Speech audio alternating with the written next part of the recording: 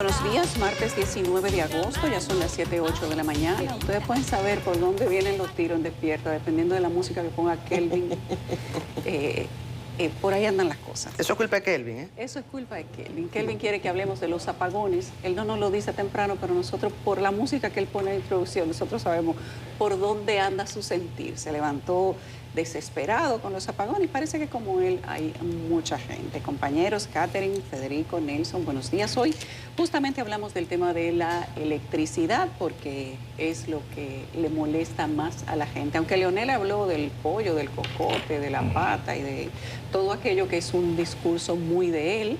Recuerden aquella tribuna en el Centro Olímpico cuando empezó a decir quién te subió la carne, quién te subió la leche, quién te subió el pollo, etcétera, etcétera, etcétera. Entonces ya el tema del pollo es de Leonel Fernández, ¿sí? Ha empezado a poner sus temas de campaña y uno de los temas es la comida, que ciertamente no es mentira que está más caro y dicen los productores de pollo que en tiempo de calor no crecen igual, no engordan igual y no se vende igual, o sea que se vende más caro.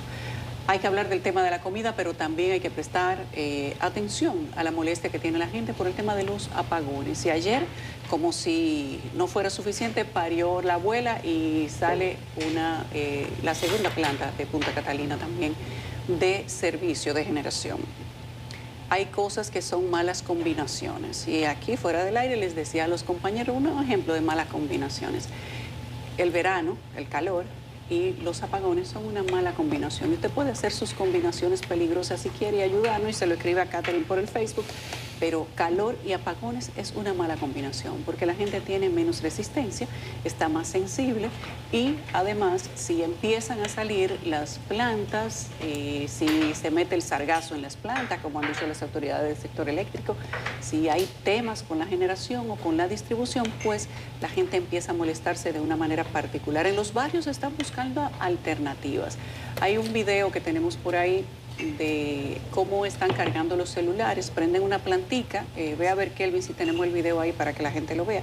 Ellos prenden una plantica, ponen una silla y de esa plantica conectan todos los celulares del barrio, entonces cargan y cobran por hora, porque además la genialidad de la necesidad hace que la gente busque alternativas. Ellos encontraron que los celulares se descargan por falta de tiempo conectado a la electricidad y encontraron un negocio cargándole los celulares al barrio. Producción me avisa si tiene el video listo. Es una genialidad de la gente. Sí, gracias. Me pareció que fue realmente una genialidad. Cuando lo tengan se lo vamos a poner para que ustedes vean lo que dice la gente. Bueno, y además de eso, hay otros temas que mirar en este Día Mundial de la Asistencia Humanitaria, donde la gente pone los ojos en la asistencia humanitaria que necesita Ucrania, por ejemplo, que con esta reunión de Putin con Trump y Trump con Zelensky, pues le da al mundo una nueva esperanza de que haya algún tipo de negociación y que se llegue a un acuerdo de paz. Ayer escuchaba como algunos analistas en Estados Unidos decían que eran las capitulaciones de Santa Fe, pero que en este caso lo que se iba a repartir era lo de Ucrania. No hay negociación aparente, según lo que se ha expresado desde la Casa Blanca con el presidente Donald Trump, sin la entrega de los terrenos ocupados o de las provincias ocupadas en Ucrania, la zona del Donbass y más allá. Pues parece que este es el punto de inflexión del presidente Putin, un presidente que ya ustedes lo conocen, inflexible. Si Putin fuera el presidente de Venezuela, tal vez tendría otro nombre. Si ejerciera ese tipo de liderazgo un poco más cerca de América, pues también tendría otro nombre. 25 años, en todas las elecciones gana. El que le adversar a Putin es como que te caiga una mala suerte, una maldición. La gente se muere, se envenena, le pasan 1500 cosas. Y ahí yo creo que en Rusia la gente debe creer más en la divina providencia que en todas partes, porque es una cosa como automática. Usted adversa a Putin, se presenta como un candidato contrario y hasta se cae de un 10º piso. O sea, acá pasan cosas rarísimas. Pero bueno, ese es el sistema, no sé si pudiera llamarse democrático, que vive ese país y todo el mundo negocia con Putin sin llamarle como le llaman, por ejemplo, de este lado del mundo a Maduro, o como le llaman al de Nicaragua, o como le llaman al de Cuba.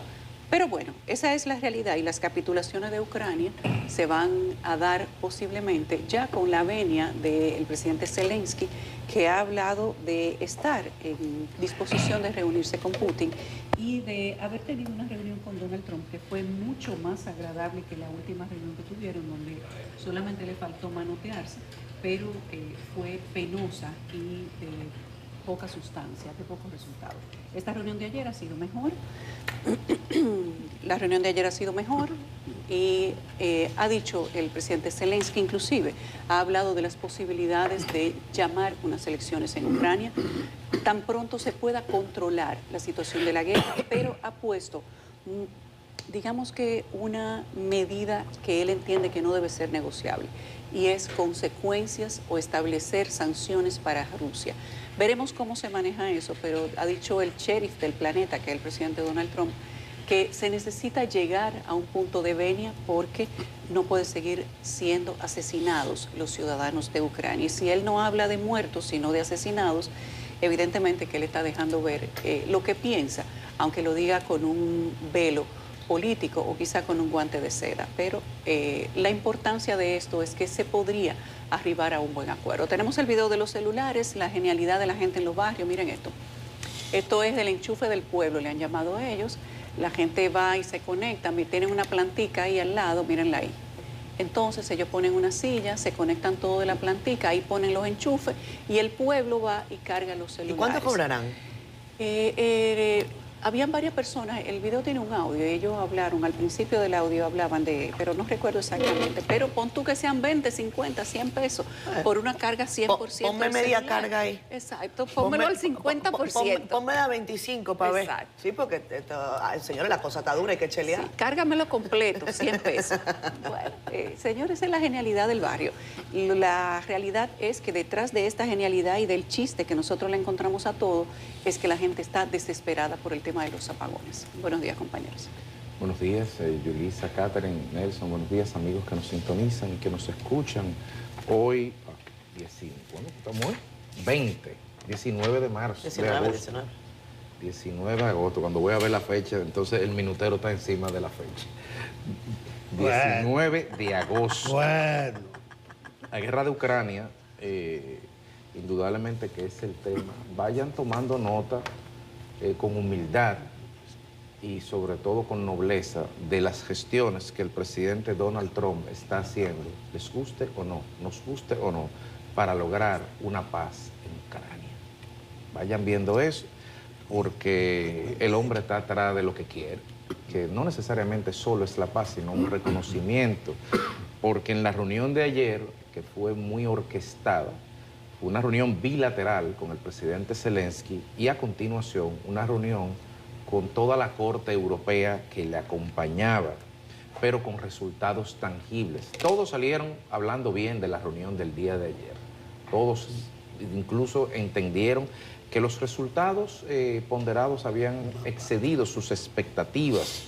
Se señala que lo próximo será en las siguientes 2 semanas, en algún momento en las siguientes 2 semanas, una reunión bilateral solo entre el presidente Putin y el presidente Zelensky. Y que a continuación, dijo Trump, habría un segundo nivel que sería una reunión a 3 bandas, una reunión trilateral con él. Desde luego, los europeos que no pintan nada en esto ya están metiendo la cuchara, que no, que ellos quieren estar en esa reunión. Ya Macron está diciendo que la reunión que está organizando Trump y todo lo que ha hecho Trump, que la reunión tendría que ser en Suiza, porque es un territorio neutral. En Suiza, que le acaban de meter un 38% de impuestos los norteamericanos. Pero bueno, no nos puede sorprender de Macron y de los europeos. Dice Macron, saliendo de la Casa Blanca, cito, refiriéndose a Putin, que incluso para su propia supervivencia, él necesita seguir alimentándose. Por eso es un depredador, es un ogro ante estas puertas. Ese es el espíritu de paz que está buscando Francia. El canciller de Alemania, Merz, y el presidente de la República Francesa, Macron, diciendo que Putin es una amenaza para Europa. Lo están diciendo los 2 países que han invadido Rusia en los últimos 200 años. Los alemanes, que casi toman Moscú, y los franceses que la quemaron. Pero bueno, aquí estamos para recordarle la historia. Y afortunadamente el presidente Trump trasciende eso. Y lo que eso nos puede dar es ejemplificar la calidad del liderazgo global, la mediocridad del liderazgo global. pero qué bueno que la paz está por encima de todas las mezquindades humanas y de todos los intereses. A propósito de paz, dice Reuters, porque son rumores, pero lo dice Reuters, que Estados Unidos ha enviado una pequeña flota de 3 destructores, que no es la gran cosa, pero submarinos. Entonces, en los límites de las aguas territoriales con Venezuela, con más de 4.000 despliegues de tropas a bordo, para poder contener las amenazas del narcotráfico que salen desde el cartel de los soles en Venezuela. Usted podrá interpretar eso como entienda, pero no pinta nada bueno.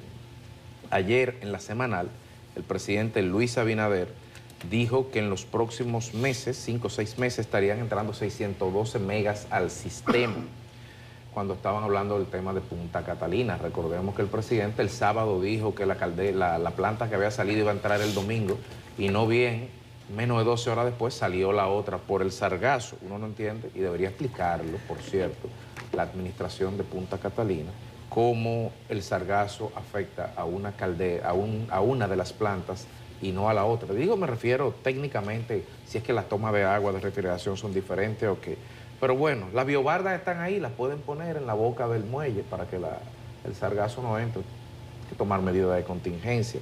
Aprovechó el presidente también para responderle al presidente Leonel Fernández con relación a las declaratorias que había hecho del cocote, el pico y pala y todo esto, diciéndole que no es con él que hay que hablar con relación al precio, que vaya a la FAO. Y como él se lo había dicho, le dijo que él estaría dispuesto, no sabemos si el presidente con su bolsillo o el Estado Dominicano, a pagarle el pasaje para que fuera a Roma a hablar, palabras casi textuales, a ponerse los guantes con la FAO y a discutir eso. Me permito recordarle al presidente que él dijo que en la semanal no se iba a hablar de política, sino de temas de estados. Si nadie se lo ha recordado, se lo recordamos, presidente. Usted se está diciendo con eso, como se está diciendo respondiéndole a Danilo Medina, diciéndole que sería él el humillado. Esas son declaraciones políticas. Entonces, redefinamos los términos de la semanal para saber en qué pie estamos todos parados. También aprovechó el presidente para señalar el día de ayer que en los próximos 2 o 3 días se estarían haciendo nuevas designaciones en el tren gubernamental. Y sobre todo, no solo las completivas de las que están vacantes, sino las nuevas designaciones que no sabemos cuáles son. La Junta Central Electoral ayer rechazó la impugnación que al proceso de licitación hecho en torno a las nuevas cédulas hizo el consorcio ID Secure, y hoy procederán, ya rechazada esa impugnación, a la apertura del sobre B. Recordamos que ese sobre B contiene la única oferta económica recibida del único consorcio MDOC que pasó a ese nivel, por lo que rechazada la impugnación, por lo menos a nivel de este tramo de contratación pública, lo que estaría es que entre los meses de octubre y noviembre, señalado por la Junta, estaría dándose inicio al proceso de cedulación. Qué bueno y que así sea. Buenos días. Buenos días. Martes 19 de agosto, apunte bien. Martes 19 de agosto. A propósito de los cambios, los nuevos cambios, ayer recibí anoche llamadas del Palacio Nacional, lo que tú escribías hoy en el listín. Probablemente haya un nuevo enfoque en materia de comunicación y de prensa y de relaciones públicas, gracias a los muchachos del Palacio, pero borren eso del agradecimiento. No, porque hubo 2 que entraron al periodismo de mano mía. La payola sentimental, el 19 de agosto de hace 4 años, nació Clara Michelle Rodríguez Rodríguez, la nietísima, me la tienen por ahí, está de cumpleaños. Esa figura. Clara Michelle. Cumple 5 añitos hoy. Yo sé que ella está en sintonía con sus padres. Oye, ¡qué buche! Ay, papá. Bueno, ya, abuelo, consienta hoy. Usted consiente siempre, pero hoy está listo. Y sea espléndido. Espléndido. Un grito de combate. Hoy se espera un desborde. Sí, hay celebraciones, están todos invitados a partir de las 5 de la tarde. Averigüe dónde. Felicidades, Clara. Hoy es el día de la asistencia humanitaria, señores, para honrar a esta gente que interviene en crisis, en guerra, para apoyar a millones de personas que sufren heridas. La asistencia humanitaria, eso tiene que tener un gran valor. Ayer se dio el dato que el año pasado murieron más de 380 trabajadores humanitarios, muchos de ellos en actos de servicio. De esos, la mitad, 180, fue en la zona de Gaza. Trabajadores humanitarios, ustedes recuerdan el año pasado en abril, 7 trabajadores humanitarios de una organización mundial de Estados Unidos que trabaja con niños, le cayó una bomba israelí en el techo de un vehículo que hasta en el capote estaba identificado para que lo vieran de arriba y de todo en los lados. En abril pasado murieron 8 miembros de Media Luna Roja en Palestina, que perdieron la vida mientras cumplían con su deber. Saludamos a todos los que de manera voluntaria se dedican a asistir, Cruz Roja, Defensa Civil, todo este tipo de organizaciones. Se fue la luz. Se está diciendo que el verano, pero eso se puede prever porque el verano siempre está ahí, así. Entonces, ¿qué labores preventivas? Cuando viene el verano, alguna campañita, la gente, ¿verdad?, que economice, que los aires, y además que se estén así, las plantas y las cosas, que estén listas, todas disponibles para cuando llegue el calorazo del verano. Pero le han instalado ese tema al presidente. Ayer vi 7, 8 preguntas en la semanal sobre el tema eléctrico, oyendo uno imprudente que decía que si él va a quitar a Celso Marrancini. Marrancini dijo, bueno... Y Celso ahí sentado. Celso dijo, no, el presidente es el que tiene eso por decreto. Es igual que una periodista, me imagino que estadounidense, en Alaska, le voció a Putin y que usted va a dejar de seguir matando civiles.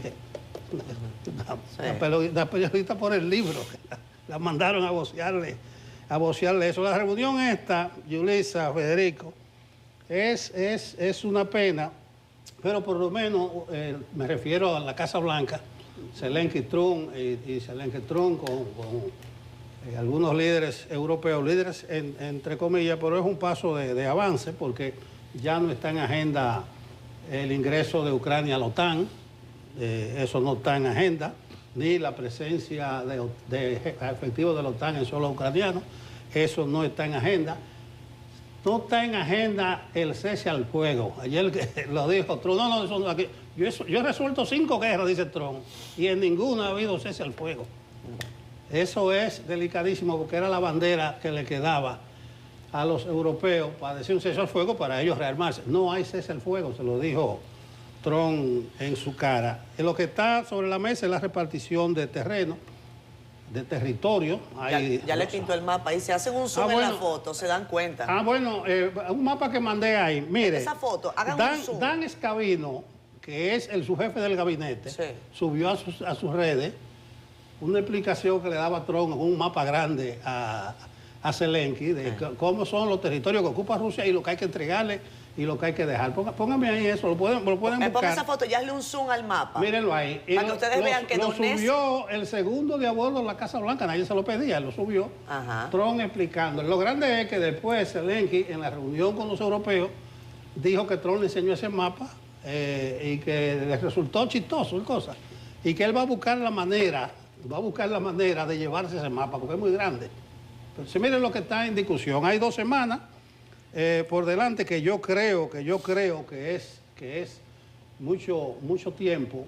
Sí se ve lo que es la realidad del frente. Los europeos, yo creo que Trump lo que fue ahí fue a burlarse de ellos. Primero no los recibió oficialmente, todos estos iban llegando, y como si fuera cualquier casa. Lo metieron en un cuartico, o sea, oficialmente Trump no recibió a ninguno. El de Finlandia ni el nombre le mencionó. Sí, o sea que no hubo ni protocolo ni nada con esa gente, y después se puso a burlarse de ellos. Le dijo a Merz, el de Alemania, la gente lo entendió, que tú te ves muy bronceadito. Ojalá yo tener ese bronceado. Ayer en Alemania fue regreso a clase, estaba todo el mundo de vacaciones, entonces lo que estaba diciendo, tú estabas paseando, bronceando mientras estabas hablando de guerra.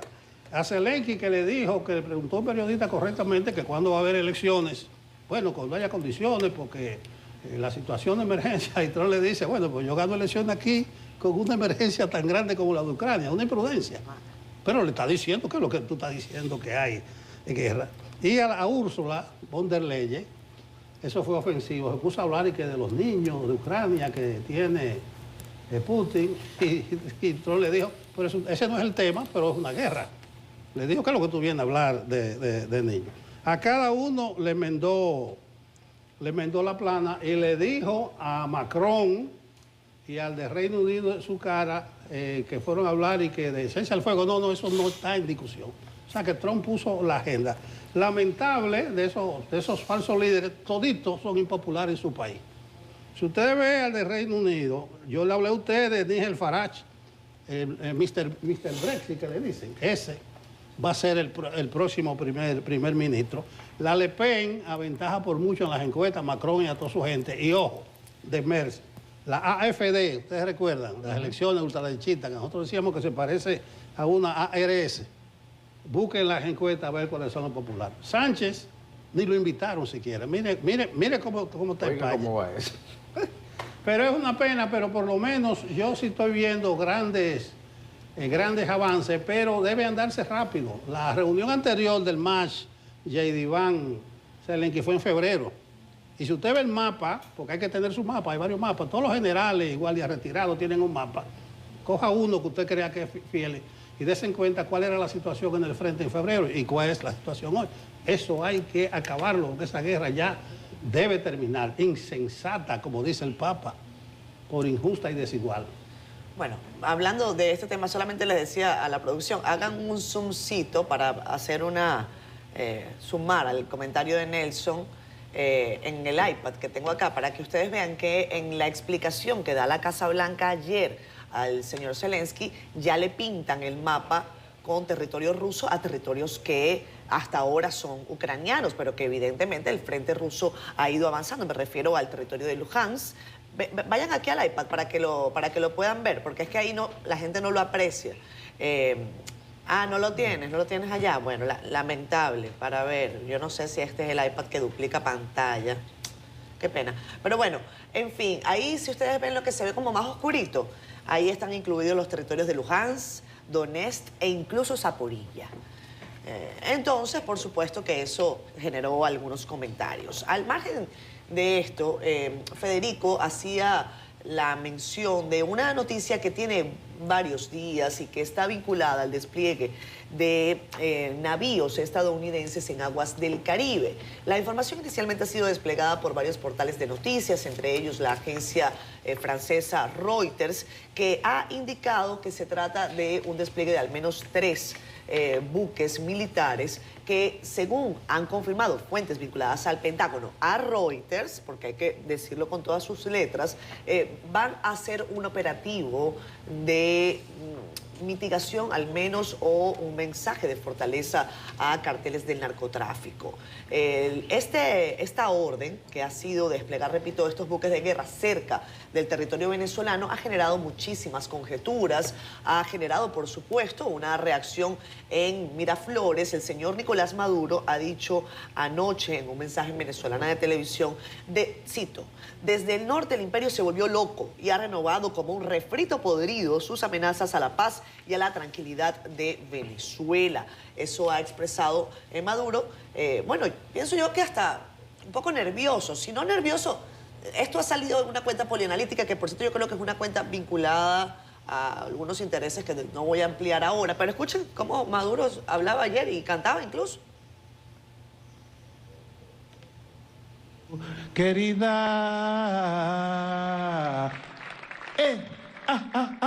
basta de sectarismo.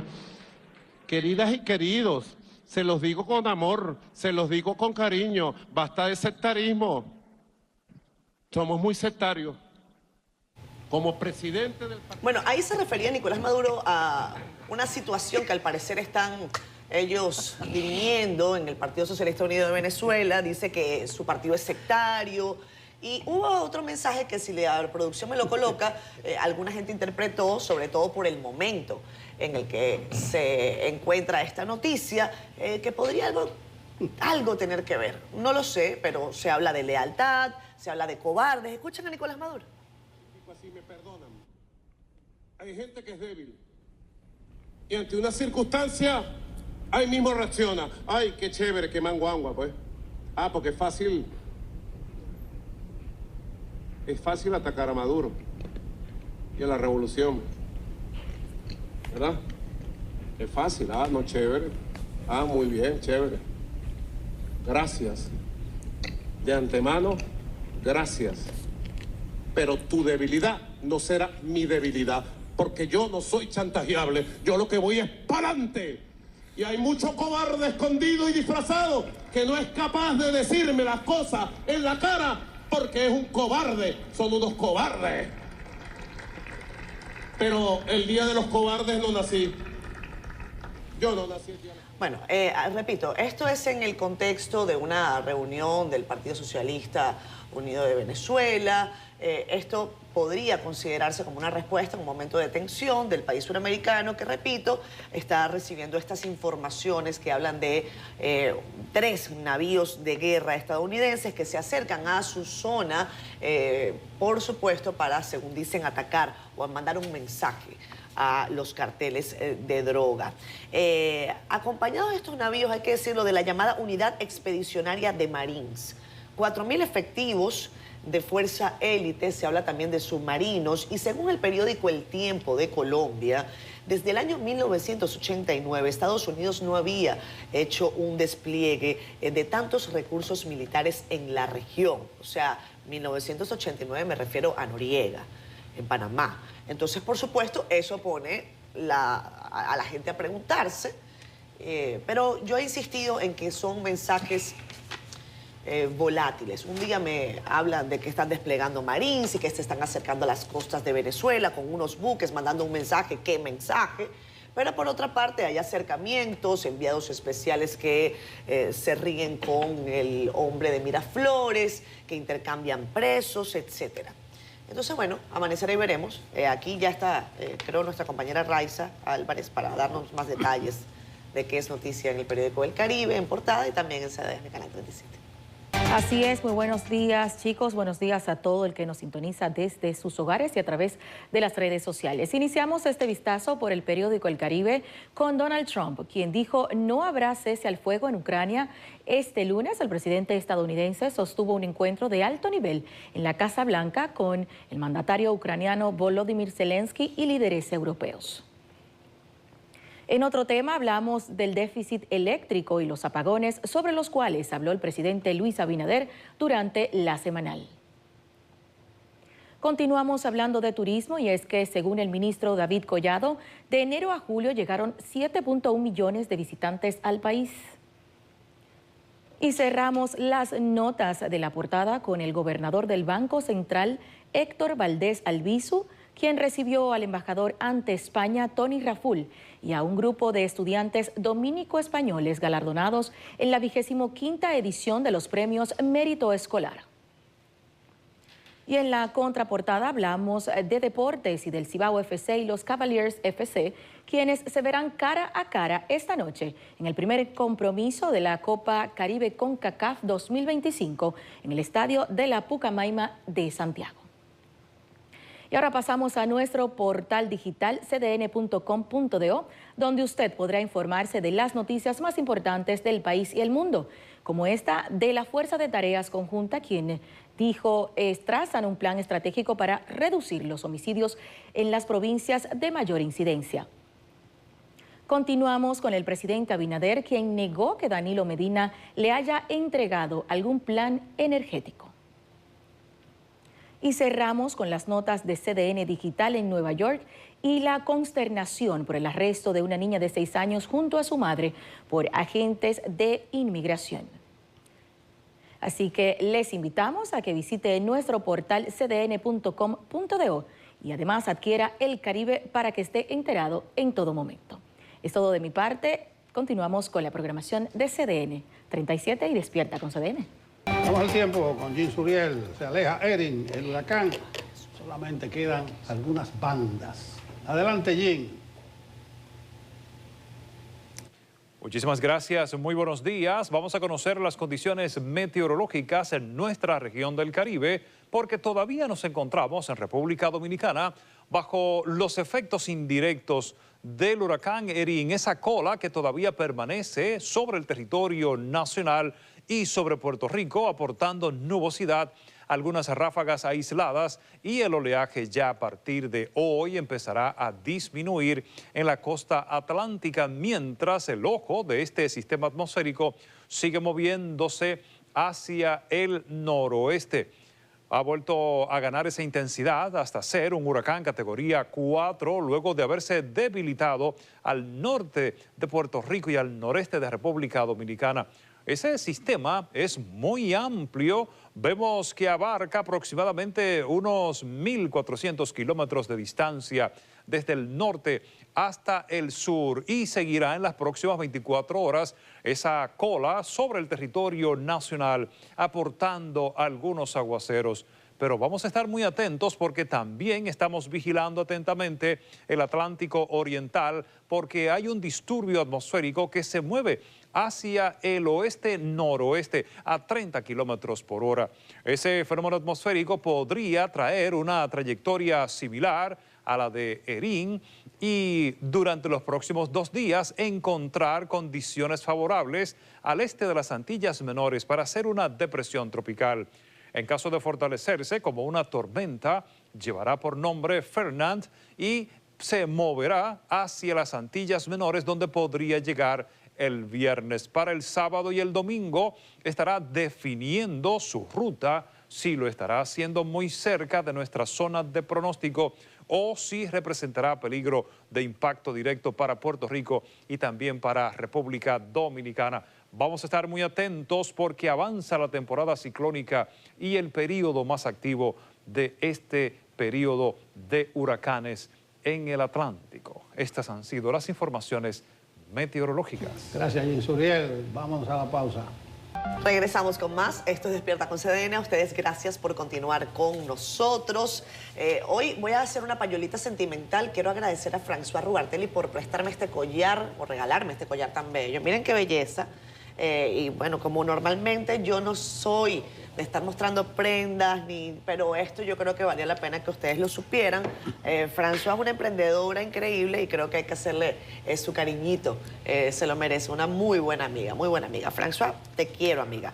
Seguimos leyendo sus comentarios en Facebook Live. Aquí está Wilmy de Los Santos. Buenos días desde Samaná. Hola, Wilmy, un abrazo para ti. ¿Cómo está el clima en la costa norte? Danos detalles porque sabemos que el huracán Erin dejó algunos pocos efectos, pero sí árboles afectados, una marea altísima, oleaje fuerte, se fue alejando Erin y por cierto en Carolina del Norte están sacando a las personas, están haciendo evacuaciones importantes porque el huracán sigue ganando fuerza mientras está en el mar. Rafael Lluveres, ¿dónde está el 18% de las escuelas públicas de la República Dominicana que no le van a facilitar los uniformes al pueblo? ¿En qué bolsillo ese dinero se ha metido? Ayer el presidente Abinader hacía una precisión, a mí no me quedó muy claro, pero lo vamos a hablar ahora si nos da tiempo. Victoria Peralta, buenos días, equipo, un saludo desde Santiago. Muchos días que no los veía, pero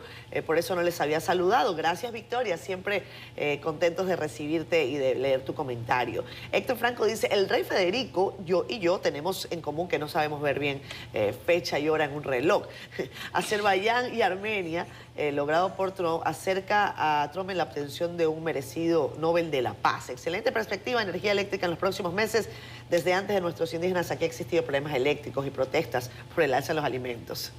Bueno, Odani Peña, buenos días desde Atlanta. Siendo honestos, Donald Trump será recordado por estar en contra de los latinos, pero será Premio Nobel de la Paz.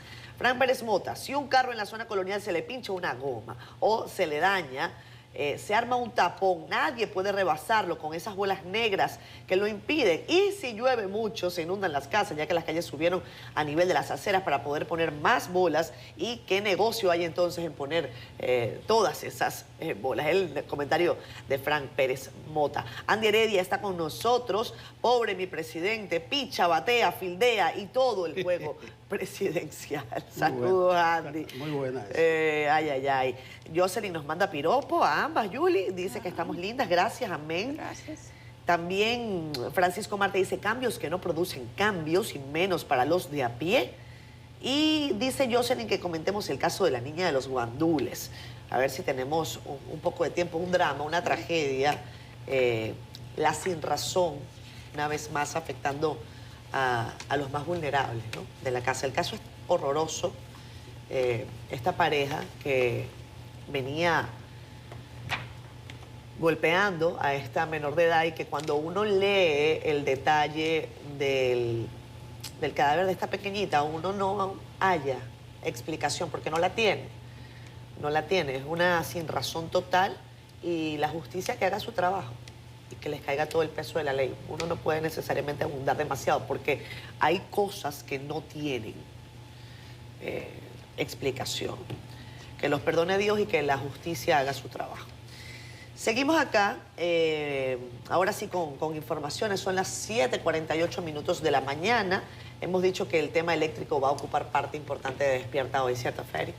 Efectivamente, residentes en las proximidades de la planta termoeléctrica de Punta Catalina ponen en dudas que el cúmulo de sargazo en las costas de Peravia hayan causado la salida de la unidad 1 de la generadora, como informaron las autoridades. Deison Ovalles visitó los alrededores del muelle de la central termoeléctrica, donde se puede apreciar que la cantidad de algas es mínima.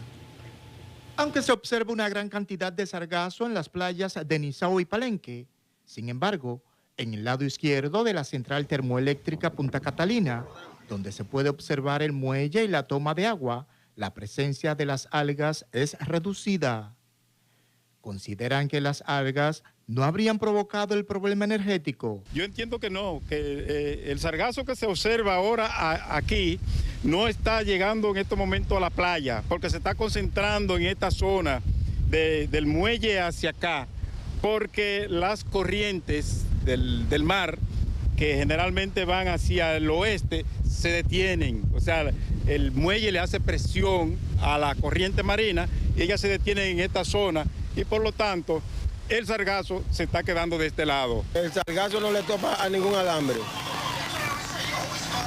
Y el sargazo no se mete en la turbina que jala el agua del mar, porque el sargazo es arriba, flotando. Y las turbinas están abajo. Eso es lo que están vendiendo, cuento de camino. La mañana de este lunes se informó que la unidad número 1 salió de operación por la obstrucción de sargazo tras los efectos del huracán Irene.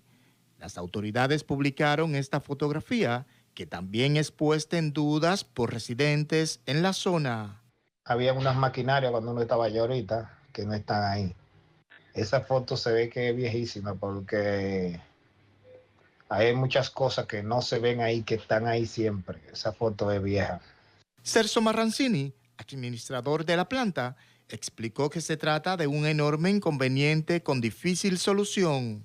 Nosotros teníamos 2 años que no llegaba sargazo fruto de la tormenta Irene.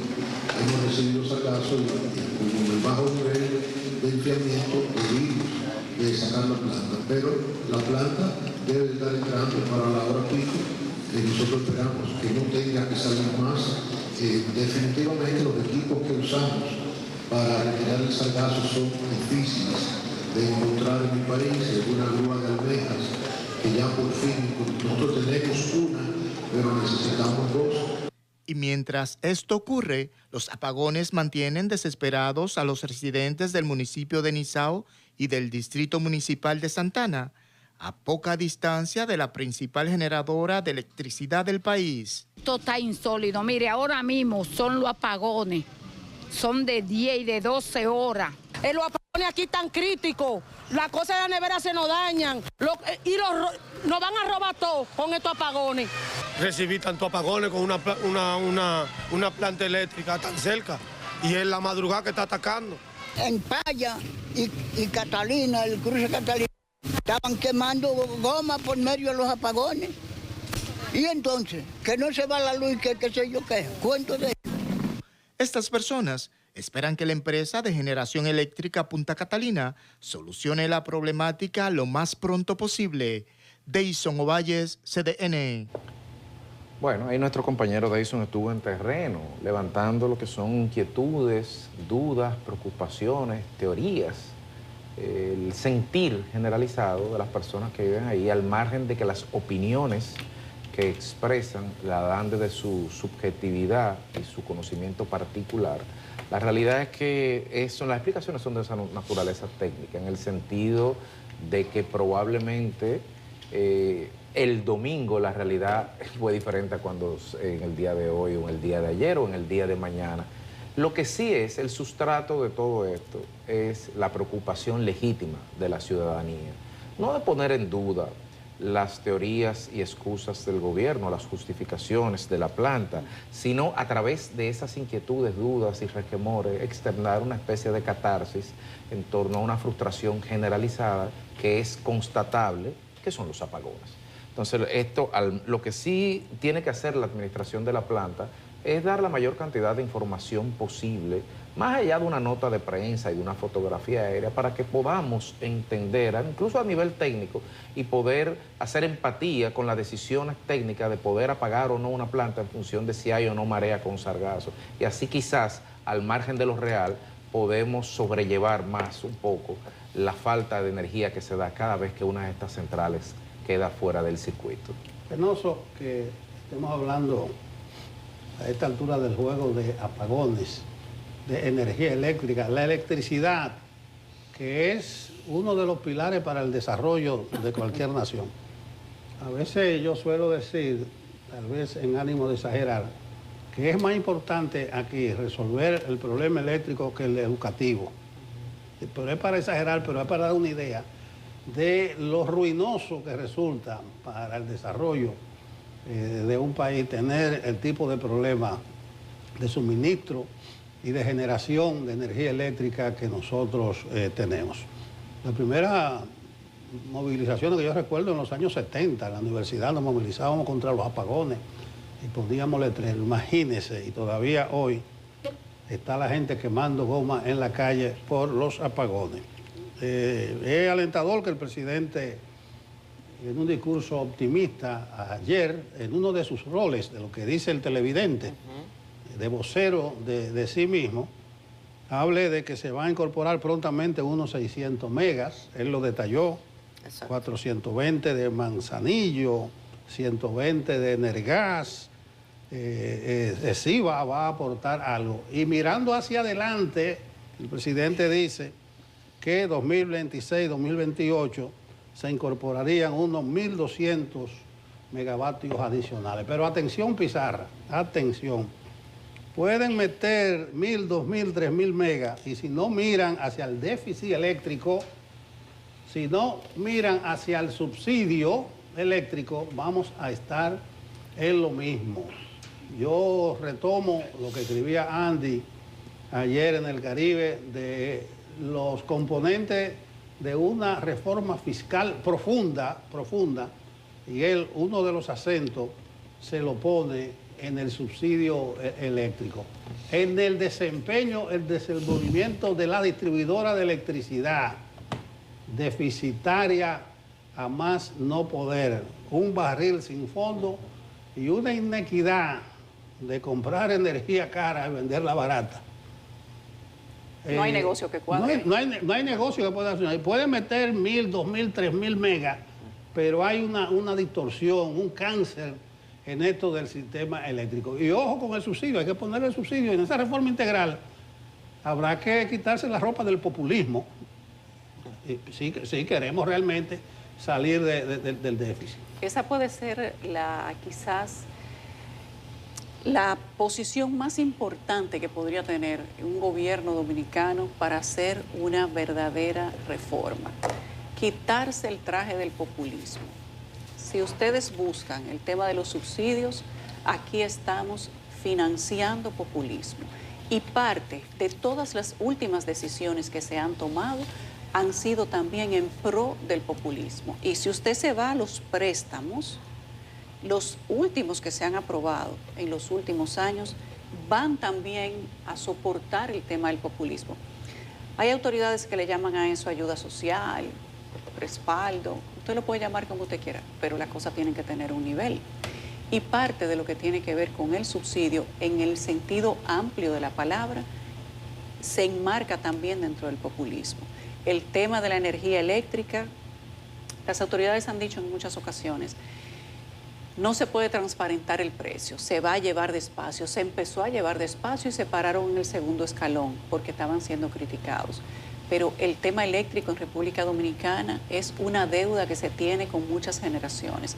En las elecciones del 90, del 94, Nosotros tenemos un panfleto guardado que lo hemos sacado varias veces, que decía, el lema de la campaña era el fin de los apagones, en el 94. Estamos en 2025 y seguimos teniendo la misma situación de los apagones. Por cierto, estaba leyendo en la efeméride del Diario Libre que un día como hoy de 1996 se juramentaba como presidente de la CDE, Temístocles Montal, que dijo, recuérdate, en aquel momento que iba a acabar con los apagones 3 meses o 6. Sí.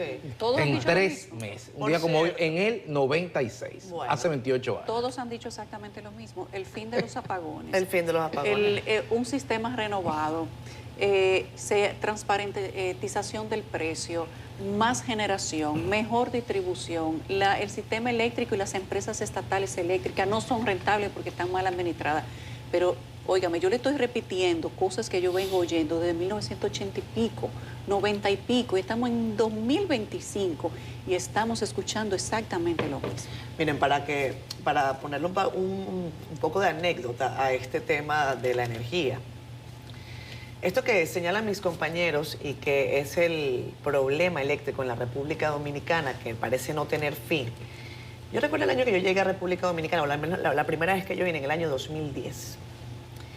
Y el dominicano está tan habituado, eso no quiere decir que no esté cansado, pero está tan habituado al tema de los apagones, que yo recuerdo estar en un restaurante en Samaná, ahí, y se fue la luz y nadie se movió. Y yo pegué un grito, yo dije, ¿qué es esto? Y la gente, se fue la luz. ¿Y qué le pasa a esta mujer? Es para ponerle un poco de anécdota, la gente está habituada a que en República Dominicana los apagones son una constante. Y eso es muy lamentable, porque si ya el diagnóstico está hecho, ¿por qué seguimos repitiendo la misma fórmula? ¿Por qué seguimos detrás de las patas de los caballos intentando colocar soluciones temporales? El presidente Abinader ayer hacía la salvedad, incluso no sé cómo va a funcionar esa propuesta, pero decía que iba a tratar de hacer licitaciones para que los gobiernos que le siguen no se encuentren con el mismo problema, porque solamente instalar una nueva planta de generación puede tomarse entre 5 y 7 años. Así fue en el caso de Punta Catalina.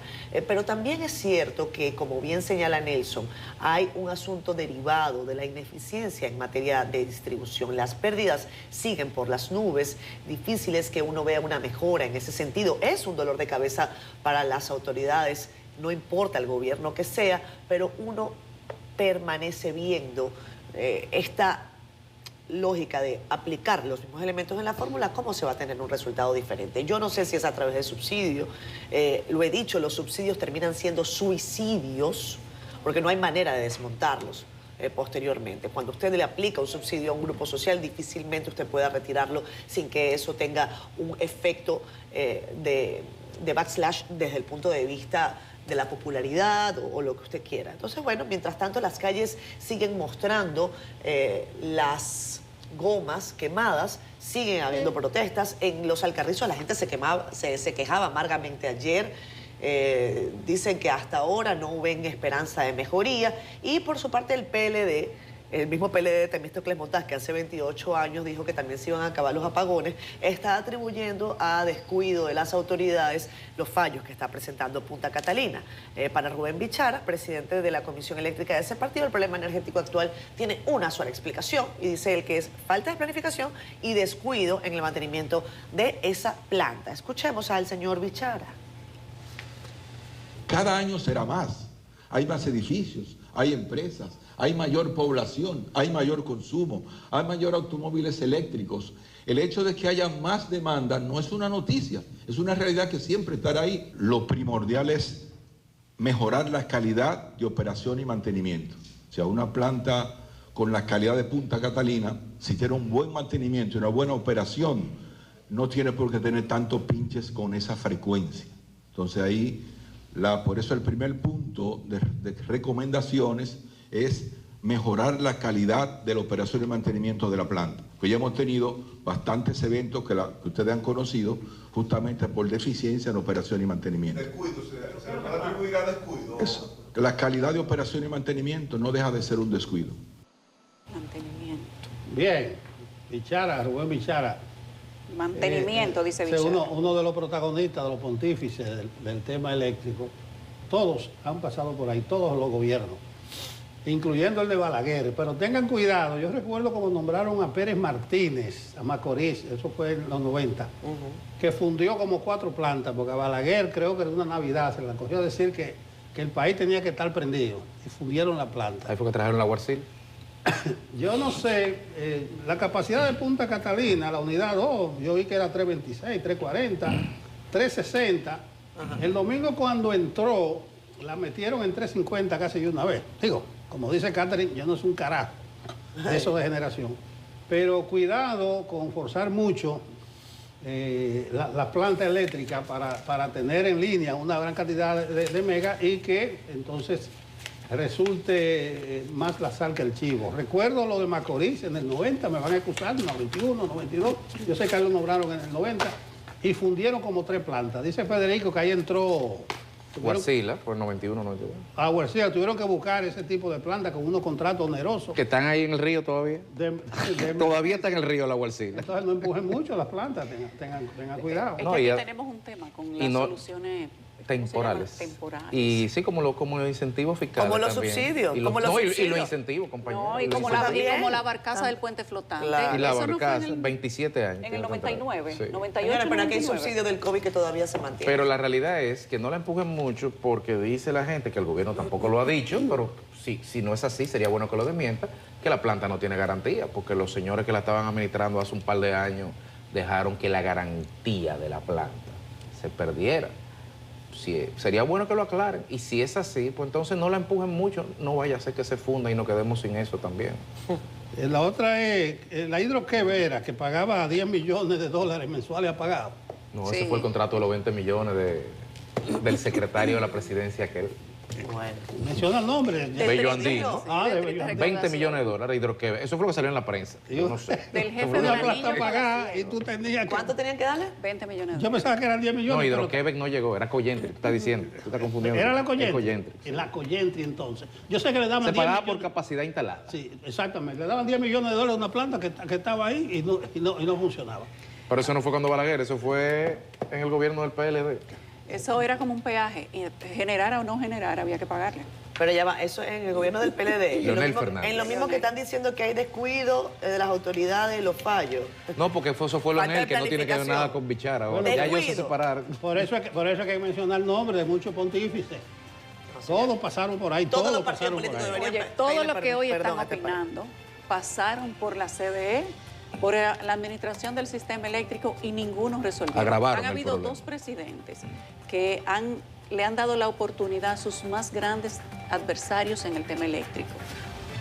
Bueno, y uno de ellos es una persona que hoy está en el gobierno, que le tenemos muchísimo cariño, que decía que iba a resolver el tema eléctrico también. Venga, lo pusieron, tampoco lo resolvió. Han hecho lo mismo con cada político que ha dicho que va a resolver el sistema eléctrico. Le han dado la oportunidad y en vez de el sistema solucionarse, se ha profundizado, porque esto no es un tema de una persona, esto no es un tema de una institución, esto es un tema de Estado y es un tema de seguridad nacional. Claro. Y los gobiernos, todos, han decidido mantener el sistema eléctrico como está, en vez de pagar el costo político de tomar las decisiones que conlleva estabilizar el sector eléctrico. Bueno, y si a enchinchar vamos, Danilo, dijo Abinader que usted no le dejó ningún plan. Mira a ver si usted lo fotocopió. Mándeselo. Mándese la fotocopia, porque dijo que usted no le dejó ningún plan. Dijo que él sí hizo eléctrico. el suyo. Que él hizo el suyo, pero que ellos no encontró nada, pero hizo el suyo. Enchinchar vamos. Sí, van a estar en eso. Mira, podríamos hacer un segmento del enchinche, ¿sabes? Perdón. Que Danilo le responda, que el presidente el próximo lunes, la semanal, le va a responder. Pero esto es otro tema. ¿Cómo el presidente es el que tiene que responder todo? Nosotros decíamos en el pasado que el presidente canta, baila y se de patilla. O sea, el presidente de la República tiene que responderle todo a todo el mundo.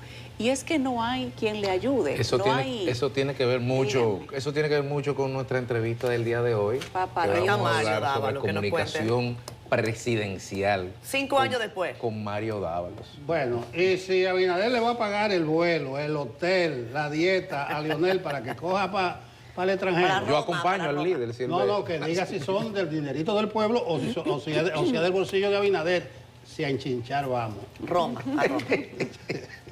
Entre los cambios que hizo el presidente de la República el pasado domingo en el tren gubernamental figuran los de las principales cabezas de todas las áreas de comunicación del gobierno. Y a propósito de estos cambios, de la evaluación de los 5 años del gobierno del presidente Luis Abinader en cuanto a la gestión de la comunicación de la misma, está con nosotros el consultor Mario Dávalos.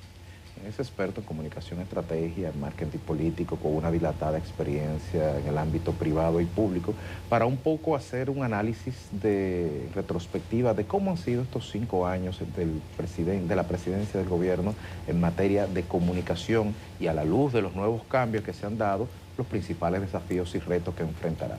Buenos días, Mario. Gracias por estar aquí. Buenos días. Muchísimas gracias por la invitación. Y bueno, mirando los cambios que yo creo que son oportunos y quizá tardíos, pero necesarios. ¿Más de lo mismo sería? Mira, yo creo que no. Yo creo primero tenemos que partir que liderar es comunicar. O sea, no son dos cosas distintas. Liderar es, en definición, es comunicar. Y es llevar a los otros por la ruta que tú quieres a través de la comunicación. Y yo creo que el gran fallo de la comunicación gubernamental en los últimos 5 años ha sido su separación de la gestión. La gestión gubernamental ha ido por una ruta y la comunicación ha ido por otra. Y eso ha violentado un principio básico de la comunicación gubernamental, que es apoyar a la gestión. La única razón por que la comunicación gubernamental existe es para apoyar a la gestión. Y lo que sucedió en los pasados 5 años es que la comunicación iba independiente de la gestión, parecía que no tenía nada que ver con lo que se estaba haciendo. Y yo creo ahora que eso es muy probable que se corrija y que empiece a haber una relación directa entre comunicación y gestión, que es lo que debería haber, y una comunicación nada más que sea de utilidad para la ciudadanía, que hasta la fecha tampoco es algo que se ha logrado. Danos ejemplos, Mario, para que la gente lo pueda comprender más allá del concepto de la comunicación estratégica, que tú digas, esto representó. Te voy a dar un ejemplo reciente que Federico y yo hemos conversado, pero si en un día X todo el gobierno está hablando de los 6 vagones del metro, ¿cómo es que la vocería de la comunicación está hablando del teleférico? Sí. O cómo es que la gestión gubernamental tiene una serie de objetivos y de logros y de obras, y la comunicación gubernamental está hablando con una valla, con un artista, diciendo que nada tiene que ver con la gestión. O sea, la razón por qué hacemos comunicación gubernamental es para comunicar lo que estamos haciendo, para informar, es de utilidad. O sea, el gobierno no es un producto de consumo masivo en los términos oficiales. O sea, no es un jabón, no es un champú, es una gestión gubernamental. Y el rol de la comunicación es conectar esa gestión con su audiencia, que en este caso es el electorado, la ciudadanía, de una manera donde informe y donde sea útil. Y yo creo que esos dos criterios definitivamente no se tomaron en cuenta en estos pasados 5 años. Los perfiles nuevos, la verdad es que no conozco bien a Félix Reina, pero conozco muy bien, por ejemplo, a Abel, y creo que definitivamente habrá una comunicación mucho más aterrizada, mucho más pragmática, mucho más cercana a la ciudadanía. Habría que ver, y por ahí va mi pregunta, si eso puede marcar la diferencia. Yo sé que ahora con este equipo va a haber un mayor acercamiento con los medios, va a haber menos publicidad y propaganda y algo más de comunicación. Que es importante esa diferenciación que usted hace, porque no todo el mundo la distingue, que publicidad es una cosa y comunicación, o sea, publicidad es un tipo de comunicación, pero no es la comunicación, que yo creo que ese es otro de los problemas que ha habido, que se limitó mucho a la gestión publicitaria y no necesariamente comunicación estratégica. Sí, exactamente, porque tú puedes decirle a la gente y machacarle que una cosa está bien, pero si en la realidad no está bien, eso va a ser muy pasajero. A donde voy es lo siguiente. Anoche me llamó Caminero, que es el nuevo de prensa, me llamó Abel Guzmán, a las órdenes me dieron una idea, quieren hacer una visita. Yo dije, por ahí el camino. Habrá una mayor cercanía. ¿Tú crees que eso podría marcar la diferencia? Yo creo que puede y debe marcar la diferencia, porque primero tenemos que entender que en la gestión de comunicación, por lo menos como yo lo veo, hay 3 grandes roles de lo que debe ser el DICOM: la estrategia, la vocería y la parte, digamos, administrativa de los fondos públicos. La parte de estrategia es decidir qué se va a decir, cómo se va a decir, dónde se va a decir y cuándo se va a decir. y la vocería es decirlo, y es marcar agenda. El rol de la vocería es marcar agenda, o sea, es plantear temas. En la comunicación hablamos siempre de los 4 cuadrantes, donde dice qué yo digo de mí, qué yo digo de mi adversario, qué mi adversario dice del mismo y qué dice de mí. Mi rol es siempre tratar de que la agenda mediática esté en mis cuadrantes, ¿no? Y ese es el rol de la vocería. Estos cambios, yo digo que tardíos porque era muy evidente para casi todos en el gobierno que había un problema en la comunicación gubernamental, y estos cambios se realizan en el medio de una sensación generalizada de crisis. Hablábamos fuera de cámara, es una sensación que la gente no logra correctamente identificar el origen, pero que todo el mundo siente que estamos en un momento complicado, complejo para el gobierno. Nosotros en nuestras investigaciones de clima social hemos visto como la mayoría de la gente empieza a decir que el 70% de las personas empieza a decir que vamos en dirección incorrecta, donde el núcleo duro de apoyo del gobierno también empieza a caer un poco, y donde empiezan ya a valorarse, donde digamos que la autoridad moral del presidente ya no es suficiente, que hasta ahora ha sido algo que la gente les reconoce y todavía se lo reconoce por encima de todos los otros gobiernos del siglo XXI, esa parte como de transparencia, de honestidad. Pero a pesar de que se lo reconoce, no lo entiende suficiente. Y entonces ahí esa coyuntura hace que, digamos, que desde la comunicación haya que ser mucho más enfático ahora y haya que tratar de manejar esa situación que hay en la población ahora mismo, ese sentimiento como de dirección incorrecta. La gente le pone un pero. Bueno, sí, esto, pero el ambiente es tal. Quiero preguntarte si dentro de esos estudios que han realizado ustedes se encuentra la razón de por qué el ambiente en el país se siente pesimista, independientemente de las capas sociales donde se consulte. Mira, la data es dura y nosotros sobre la data hacemos lecturas y hacemos narrativas. Nosotros empezamos a detectar un malestar emocional en octubre, noviembre del año pasado, digamos que post-reforma fiscal. Ahí notamos un primer quiebre, donde hubo un quiebre con el gobierno, de la población, porque hubo un nivel de desencanto, digamos. La palabra desencanto es lo que ahora un poco marca la situación, pero empezamos a notarlo en octubre, noviembre y empezamos a dar voz de alerta con quienes trabajamos tanto en el sector público como en el sector privado. En ese momento los indicadores macroeconómicos todavía no daban ninguna señal concreta, pero el año empezó mal en consumo. El consumo generalizado ha estado con tendencia a la baja y ya ahora sí hay contracción en varios pilares de la economía, donde esa sensación que era emocional, que es emocional, ya empieza a verse en la realidad. Ahí hay cosas de desconfianza en los políticos y en este caso en el gobierno. Hay una sensación como de caos generalizado, como que las cosas no funcionan, que si el tránsito, una de las lecturas que nosotros le damos también es que el tema del tránsito marca mucho el ánimo colectivo, pues la gente siente que si el tránsito es tan caótico y tan agresivo y tan hostil, pues entonces todo el país se lee de esa forma, de alguna manera. Digamos que el tránsito es muy democrático, no importa clase social, no importa, todo el mundo, todos lo sufrimos igual. Las medidas del tránsito anunciadas no generan confianza ni esperanza. En el lado positivo todavía hay un alto grado de esperanza en la población, todavía existe, alto, pero cuando vemos emociones negativas contra positivas, ya las negativas son mayoría, sumadas todas. O sea, digo sumadas porque tú tienes el desencanto, la ira, la frustración, son diferentes emociones negativas, activas y pasivas, que cuando las sumamos ya dominan el escenario emocional nacional, aunque la esperanza todavía se marca muy alta. Y también vemos en los estudios donde el hogar empieza a ser como un refugio ante la calle, ante la situación. La gente todavía se refugia mucho como en el concepto de hogar.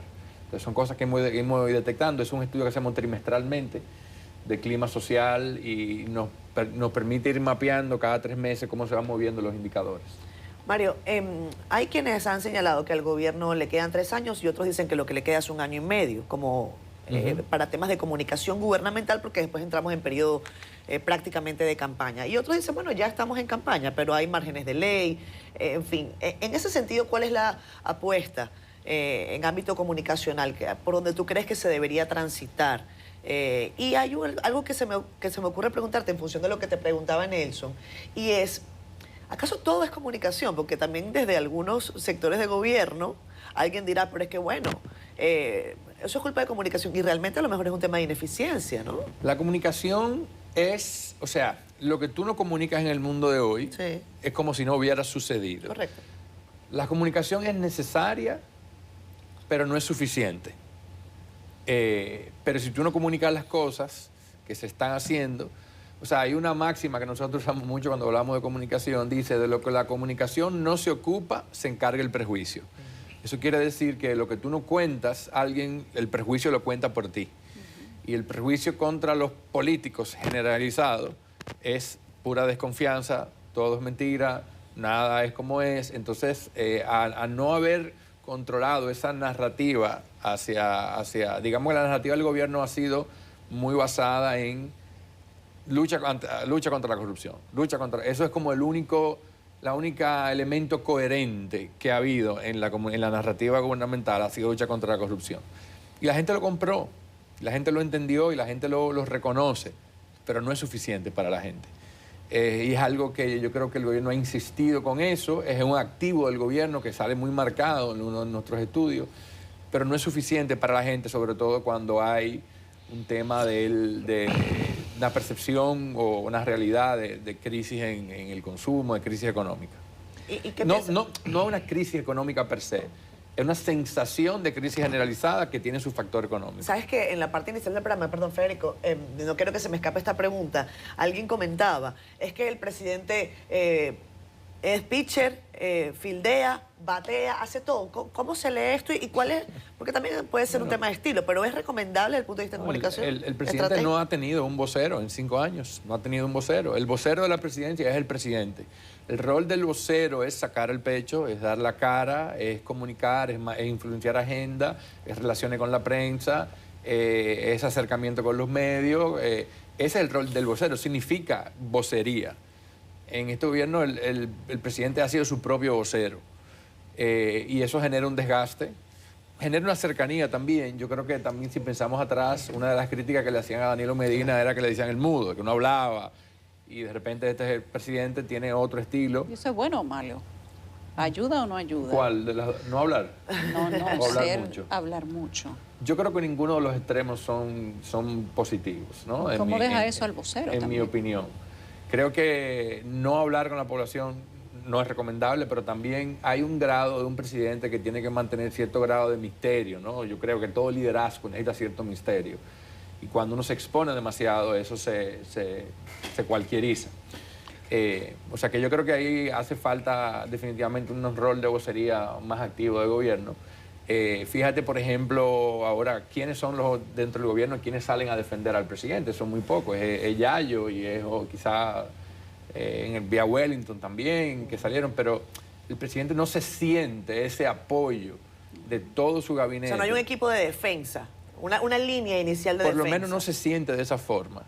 No se siente de esa forma. Y yo creo que es un reto que tiene el gobierno de comunicación. Una de las cosas, por ejemplo, yo decía miércoles, yo no sé si sucede, pero aquí semanalmente debería haber una reunión entre el vocero del DICON y todos los directores de comunicación de todos los ministerios o todas las instituciones para alinear estrategias. O sea, la colaboración interna, la coherencia en comunicación es clave. La coherencia es, las cosas hay que repetirlas y hay que alinearse. Y yo creo que eso es algo para mirar en esta gestión de comunicación, qué tan capaces son de alinear la vocería de todas las instituciones gubernamentales. Al respecto, te iba a preguntar sobre eso, en el sentido de que si tú planteas que de octubre para acá el panorama de los fundamentos se está deteriorando o se percibe un deterioro y el cambio, digamos, de los gestores de la comunicación se ha dado en medio de una crisis, por decirlo de alguna forma, ¿cómo debería ser la nueva vocería del gobierno? ¿Cuál sería el deber ser? ¿Cómo interactuaría? ¿Qué es prensa del presidente? ¿Qué es DIECOM? ¿Y qué debería hacer y cómo funcionar? Mira, desde mi punto de vista, y si yo fuera la cabeza del DICOM, aquí en las primeras semanas hay que hacer gestos simbólicos que marquen esa diferencia. O sea, si yo estuviera encargado de algo, lo primero que hiciera era decir, bueno, ¿qué tenemos que hacer para que simbólicamente marquemos un antes y un después? Hagamos una reunión con toda la prensa y la hacemos cada 2 semanas o cada semana. O sea, yo no creo que un encuentro privado one-to-one es suficiente porque no tiene la carga simbólica de decir, comienza una nueva gestión. Sectoriza también. Comienza una nueva gestión. Hay que hacer cosas que sean simbólicas. Yo creo que la comunicación, la nueva gestión de comunicación tiene que ejercer el rol de vocería per se, de tener ya sea rueda de prensa periódica o encuentros periódicos con la prensa, para poder tener ese día a día. ¿Al margen de la semanal o con la semanal? Esa es una buena pregunta. Sí, es una buena pregunta porque yo pienso, del desconocimiento, porque no estuve ahí cuando se tomó la decisión y no participo ¿verdad? En el gobierno, pero parecería que la semanal viene a llenar un espacio vacío que precisamente la vocería había dejado. Y la semanal yo creo que ha sido exitosa hasta cierto punto, pero que ya empieza a generar un cansancio. Y además desgasta definitivamente la figura del presidente, que se ve obligado a defenderse él mismo, a opinar sobre todo, a ser quien de las buenas noticias, la mala noticia, donde sea su propio vocero. Yo creo que, en mi opinión personal, la semanal llena ese vacío de vocería, pero lo ideal no es eso. Lo ideal es que la vocería juegue su propio rol. Bueno, desde un principio yo vi la semanal como un recurso de campaña.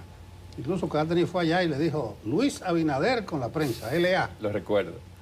Entonces, no sé, yo veo la mañanera de México, se pierde una mañana entera en eso, pero además la semanal, el gobierno no puede poner un tema. Él invita para hablar de agua y solamente se habla de agua en la introducción y después no hay ninguna pregunta de agua y lo que sale de ahí es cualquier otro tema, pero ni siquiera el gobierno puede instalar el tema. No le veo la utilidad. Mirando un chin hacia adelante, yo no sé qué debe cambiar, si debe cambiar la semanal o el mensajero o los mecanismos para transmitir el mensaje. Hasta ahora se ha dado mucha prioridad a los youtubers, a las redes sociales, con un criterio que nos lo decían aquí, es que esa gente mueve en 10 millones de votos. 10 millones de votos, que nosotros en los medios de comunicación tradicionales nos quejamos porque el presupuesto va para precisamente toda esa gente, no han quitado el presupuesto. ¿Tú crees que sigue siendo eso afectivo? Porque a veces no llega con legitimidad el mensaje que se quiere. A ver, yo creo que hay varios temas en su comentario, ¿no? Hay un tema primero del rol de las redes. Las redes lo que han hecho es de alguna manera galvanizar la atención. Y nosotros estamos en una carrera por la atención. Y la atención, ya los medios de comunicación, o el gobierno, o las marcas, o quien sea, ya no compiten dentro de su categoría. O sea, CCN no compite con Grupo Ramos por la atención. Compite con cualquier TikTok, con cualquier gatico bailando merengue, o sea, con cualquier cosa que sale. Uno compite por el tiempo de atención. Y lo que tenemos es una población pegada a los celulares completamente, consumiendo contenido de una manera frenética. Y quienes generan comunicación lo entienden, y esa competencia por la atención no solamente no va a dejar de existir, sino que va a empeorar todavía muchísimo más. O sea que los medios de comunicación definitivamente tienen un gran reto, porque los criterios de información de un medio de comunicación, de cumplir con una serie de parámetros de credibilidad, de verificación, ¿verdad?, no van al ritmo que va la comunicación. En el tiempo que tú sales y verificas y cumple con los requisitos para, ya la noticia se salió de control. Y eso no va a cambiar. Desde la comunicación gubernamental tienen que vivir con esa realidad. No hay forma de go around, o sea, de dar la vuelta a eso. Eso es algo que tiene que ver con esa realidad. Pero definitivamente la influencia no viene solamente del alcance. La influencia viene también de la credibilidad. Entonces la credibilidad de los medios de comunicación sigue siendo superior y es donde a lo que tienen que apostar. Los medios tienen un rol o tienen un reto de transformación importante, sobre todo a medida también que las estructuras, los costos y todo lo demás sea un reto. Desde la gestión de comunicación nueva, como le decía, yo no conozco a Caminero ni conozco a Reina, sé quiénes son, conozco su perfil, conozco su trayectoria, pero no lo conozco como persona. A Abel le he compartido muchísimo más con él.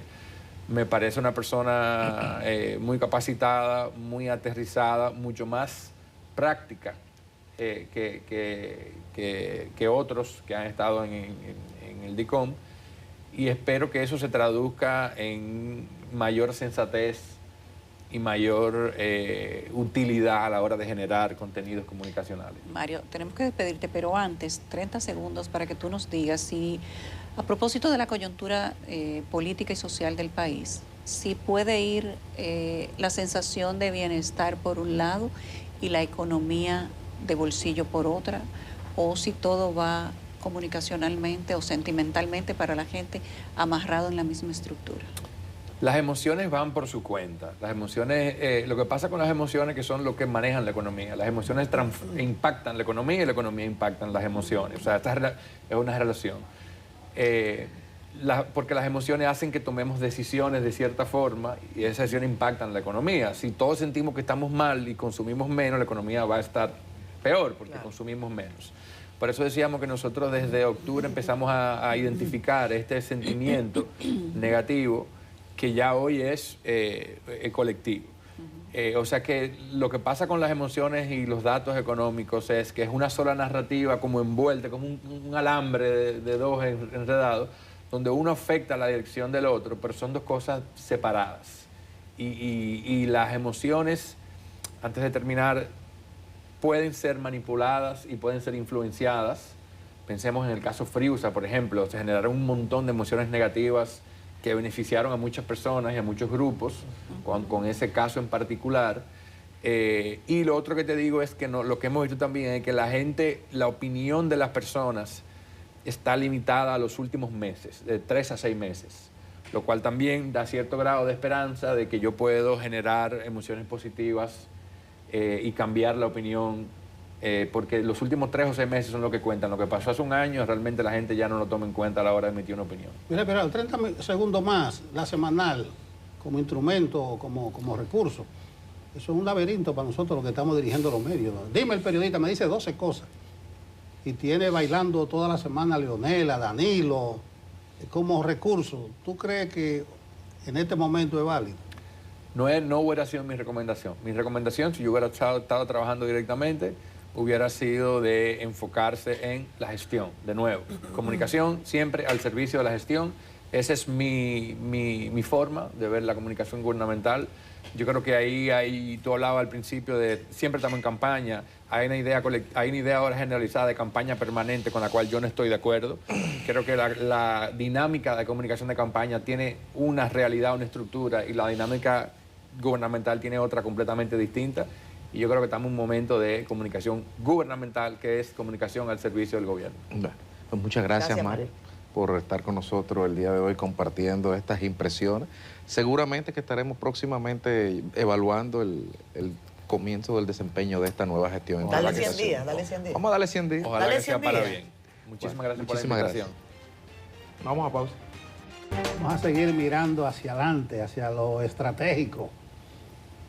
Juan José Eusebio, abogado, está con nosotros. Él viene a hablarnos de la segunda cumbre global de inteligencia más estrategia.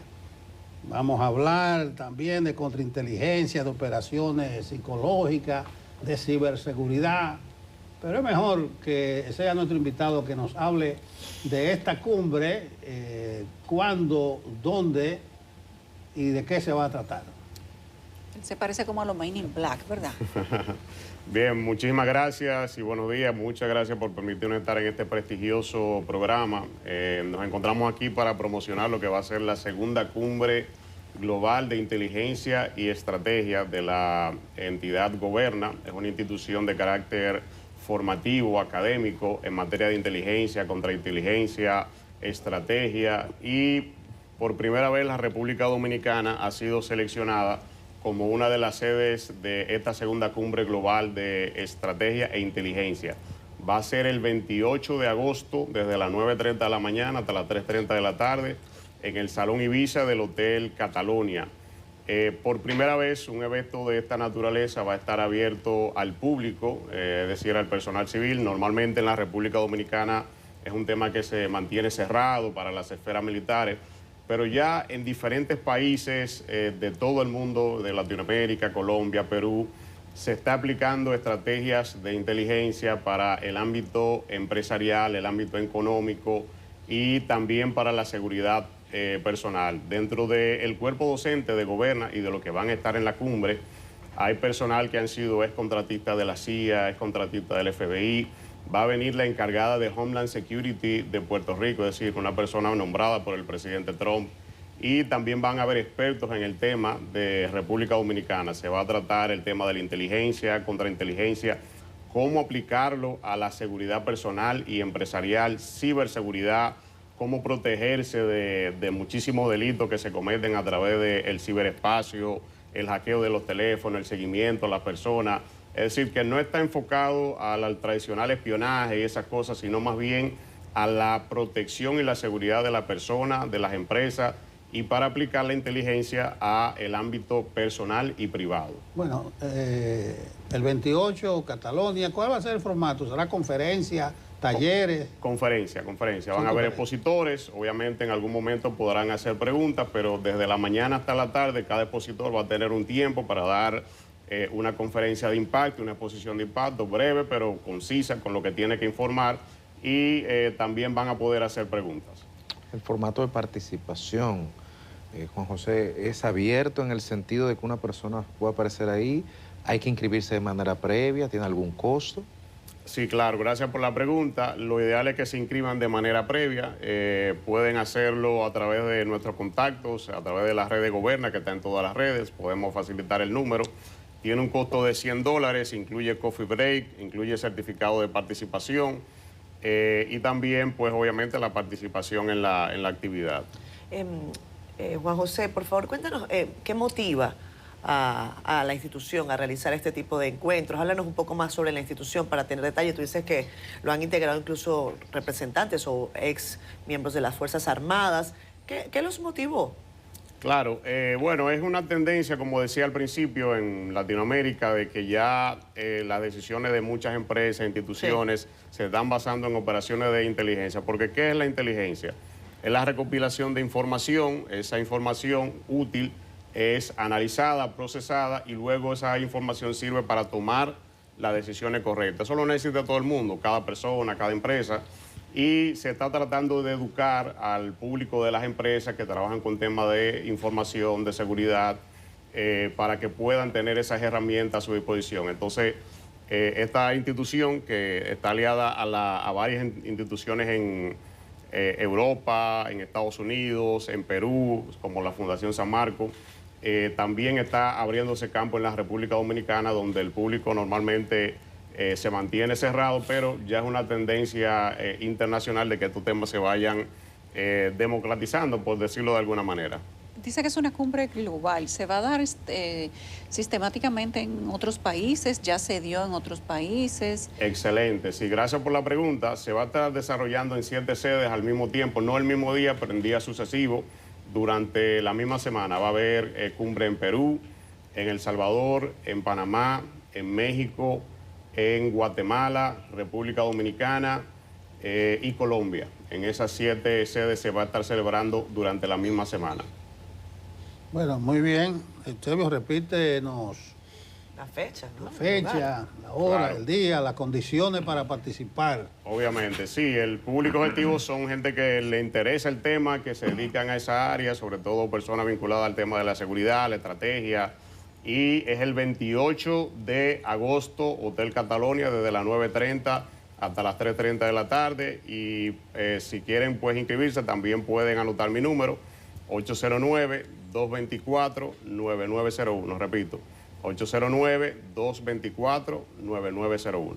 ¿En página web o redes sociales? Sí, ¿no? están en todas las redes sociales como Goberna República Dominicana o Goberna Escuela de Estrategia, todas las redes sociales y página web. Muchísimas gracias. Gracias. Siempre, gracias a ustedes por permitirnos. Bueno, dicen que soy yo. el que como Por poco siempre sale va a con voz de presentar Catherine. a Frank Camilo. Y que nos va a hablar, Frank. Buenos Tiene días. mucho tiempo, son las 52, tiene 8 minutos. Buenos días. Hola, Bueno, Fran. Gracias. Hola, mi Hoy no amor. tiene que demostrar capacidad de Estás resumen. preciosa. Lo que pasa es que en el guión me dicen que es hasta el 55, o sea que yo lo voy a dar para allá y ustedes me dirán Adelante, después adelante. de hablar de Ramón Vila. Miren, ahí están las imágenes de la tercera medalla lograda en los Juegos Panamericanos Junior de Asunción, Paraguay. Allá está Neftalí Ruiz, pero ya no nos dará tiempo conectar con él, lamentándolo mucho, según nos dice el productor. Ese que está de espaldas es Ramón Vila. Él perdió ese juego ante un brasileño de rasgos orientales. No sé si será naturalizado o de ascendencia, pero jugó por Brasil. De hecho, Brasil está arrollando en estos juegos y perdió esa medalla de la oportunidad de irse por el oro y por la plata. Pierde, pero trae la tercera medalla, que es medalla de bronce. Así que República Dominicana llega a 3 medallas y este metal de bronce gracias a Ramón Vila, un nombre y un apellido muy sonoro en el tenis de mesa y sobre todo en Santiago. Así que muchas gracias y muchas felicidades a mis queridos de Santiago con el juvenil Ramón Vila Mena, que ganó bronce en esta modalidad. Y qué pena, estamos cortos, ¿eh? Estamos cortos de medalla, definitivamente. Es cierto que la delegación es más pequeña, pero todavía estamos muy cortos para lo que se esperaba. De aquí me voy a hablarles de Freddy Peralta, porque ayer el lanzador de los Cerveceros de Milwaukee se convirtió en el primer ganador de 15 partidos en las mayores. No es en la Liga Nacional nada más, no. Es que no hay otro con 15. Los más cercanos tienen 13 y están en la Liga Americana. En el caso de Freddy Peralta, lanzó 6 entradas, dio un hit, 0 carreras permitidas, 3 bases por bolas, 6 ponches. Repito, 6 entradas de 6 ponches, sin permitir carreras ni limpias ni sucias en la blanqueada de Milwaukee sobre los Cachorros, 7 carreras por 0. Esto significa que siguen los cerveceros muy bien, a pesar de que en el juego anterior les rompieron una racha de 14 victorias al hilo. Es el único equipo en las mayores este año que tiene 2 rachas de 10 victorias o más. Es decir, tiene 2 oportunidades, 2 momentos de la temporada donde han ganado 10 juegos o más de forma consecutiva. La última racha fueron 14 y son los que dominan todas las grandes ligas con 79 triunfos. Termino hablándoles del juego que tendrá Cibao Fútbol Club. Ayer fue la rueda de prensa donde Junior Sheldor, a la derecha de sus pantallas, el directivo de Cibao Fútbol Club y su capitán Miguel Lloyd, el portero, hablaron de las aspiraciones que tienen contra el Cavalier de Jamaica. Ese juego es esta noche.